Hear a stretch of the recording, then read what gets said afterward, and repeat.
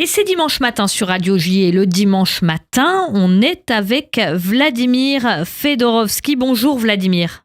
Bonjour, quel plaisir de vous retrouver chaque dimanche.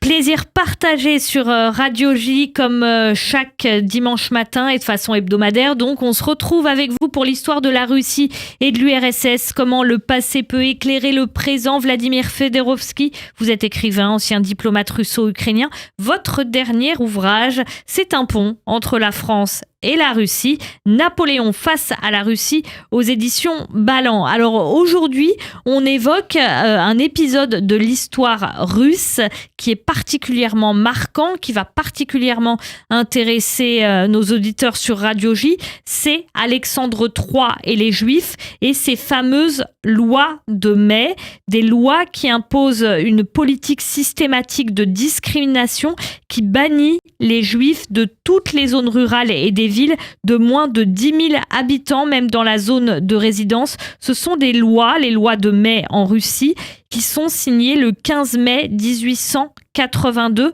Pourquoi est-ce que ces lois entrent en vigueur? Selon l'historien Richard Pipes, l'antisémitisme moderne est né en France et en Allemagne, mais c'est d'abord en Russie qu'il a pénétré l'idéologie officielle. Pourquoi? Alexandre III, c'est un héritier d'un grand tsar, c'est Alexandre II, qui était tué sauvagement par les révolutionnaires. Les révolutionnaires, c'était un groupe pour la volonté du peuple. Et dans ce groupe-là, et historiquement, dans l'esprit de la révolution russe, il y avait une composante juive très importante. Pourquoi? Parce qu'il y avait une discrimination juive, que d'ailleurs Catherine II essayait d'atténuer en créant cette ville extraordinaire d'Odessa, la coexistence entre les religions. Il y avait des tentatives, même Alexandre Ier, il a fait les pas dans ce sens-là, mais après il y avait le retour en arrière. Et la date marquante, c'est l'assassinat de ce grand tsar par ce groupe Volonté du peuple. Le composant juif des révolutionnaires a marqué le tsar. Il a dit, dans ce cas-là, il faut faire le partage. Il y avait complètement... C'est une erreur capitale sur laquelle on a revenu avec Gorbatchev, avec les autres. C'est une réflexion qu'il faut mener, qu'on mène jusqu'à l'heure actuelle. En Russie, aujourd'hui... Excusez-moi, Vladimir Fedorovski. Effectivement, il y a cet attentat, etc. D'accord. Il y a beaucoup de juifs chez les révolutionnaires. Comme vous le dites, c'est pas si étonnant que ça, vu la politique. La politique, bien sûr, évidemment. Voilà. Donc, il y a chez Alexandre III, finalement...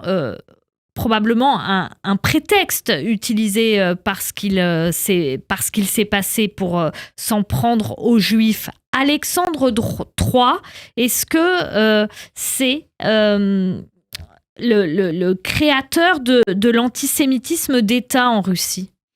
En quelque sorte, oui, vous avez raison, créateur de l'antisémitisme d'État, puisque les lois ont été tout à fait formelles.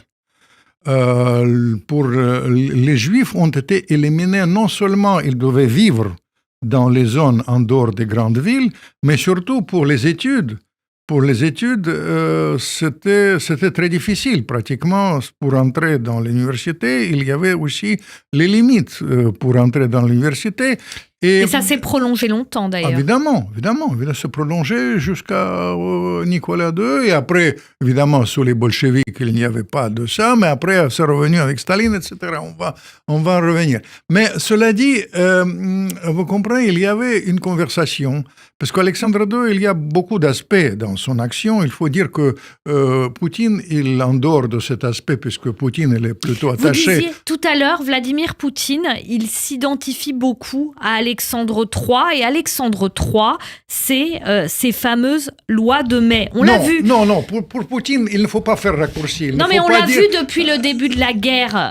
Non, mais laissez-moi finir ma phrase. Non. Vous savez, je vais vous suggérer... Non, je suggère rien. Je veux juste finir une phrase. Oui, je vous en prie. depuis le début de cette guerre qui se déroule entre la Russie et l'Ukraine, est souvent convoqué l'antisémitisme, etc. C'est quelque chose qui marque beaucoup l'histoire de la Russie. Est-ce qu'il y a un lien entre la convocation de cette histoire douloureuse, de cette histoire parfois douloureuse pour les uns ou pour les autres, des mots qui peuvent blesser? Est-ce qu'il y a un lien entre cette identification de Vladimir Poutine et Alexandre III et les Juifs? Je vais vous dire, Eva, moi j'ai écrit, je suis poutinologue le plus connu dans le monde. Je suis traduit dans le 28 pays. J'ai fait 4 livres sur Poutine. Poutine n'est pas antisémite, c'est pas vrai. J'ai pas dit qu'il était antisémite. Attendez, Eva, terminons avec les choses telles qu'elles sont. Vous comprenez, Poutine, il était éduqué, sauvé. Son mentalité était marquée par cette femme qu'il a formée. Elle Bien est sûr, d'origine son juive. institutrice. Son institutrice. Mais il là, lui a donné son appartement, tout ce qu'on veut. Mais là, on parle d'Alexandre. Après, vous analysez son entourage. Puisqu'on vire vers ça, il faut parler jusqu'au bout. Vous comprenez? Parce que dans cet aspect, moi, je n'aime pas Poutine. J'ai aucune espèce d'affinité avec lui. Vous connaissez mon attachement à notre vraiment... vous savez que moi, j'étais créateur de rétablissement de rapport avec Israël. Vous me connaissez par cœur. Alors, je tiens à vous dire simplement, il ne faut pas vivre dans le monde imaginaire. Si on fait dire que Poutine, c'est une émanation d'Alexandre. C'est vous qui m'avez dit tout ça tout à l'heure. C'est pour ça que je vous pose la question. Alexandre sur le plan de ces lois, c'est pas du tout. L'esprit, les références de Poutine sur le plan d'Alexandre est lié avec un autre aspect, qui est peut-être plus grave d'ailleurs.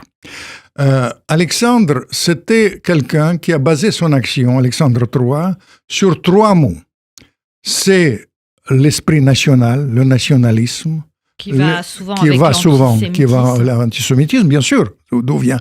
Il y a l'esprit orthodoxie, qui peut aller avec l'antisémitisme, et l'esprit du peuple. C'est 3 mots, les choses comme ça. Ça, c'est un aspect qui a marqué l'action d'Alexandre. Deuxième aspect qu'il a, c'est la création, réindustrialisation de la Russie. Tout ce qui se passe, parfois par la bêtise d'ailleurs occidentale, etc., qu'aujourd'hui, le complexe militaire industriel russe contribue à la réindustrialisation de la Russie. C'est plus que jamais. Ça, c'est 3e aspect qui marque l'action de Poutine. Et sur ce plan-là, il faut dire, en ce qui concerne vous savez, le combat qu'on mène ensemble contre l'antisémitisme, évidemment, ça existe. Mais l'entourage de Poutine, quand vous analysez ses amis d'enfance, moi j'ai analysé tout. Non, mais là on parle, parce que vous me l'avez dit tout à l'heure, c'est pour ça que je vous pose la question. Absolument, bien sûr. Vladimir Poutine se réclame beaucoup d'Alexandre III, puisque Alexandre III, c'est les lois de mai et que c'est des lois antisémites et qu'on est ici sur Radio J, c'est logique que je vous pose la question. Absolument, bien sûr. Mais revenons-en à ces fameuses lois de mai, ces lois du 15 mai 1882. Je vous demandais si Alexandre III, c'était le créateur de l'antisémitisme d'État en Russie. Très rapidement, dites-nous ces fameuses lois de mai, en 1 minute, ce qu'elles imposent aux Juifs. Il impose aux Juifs le droit de vivre en dehors des grandes villes, pratiquement.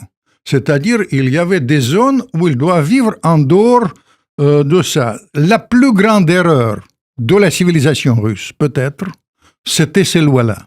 Parce que l'esprit russe, c'est toujours l'intégration.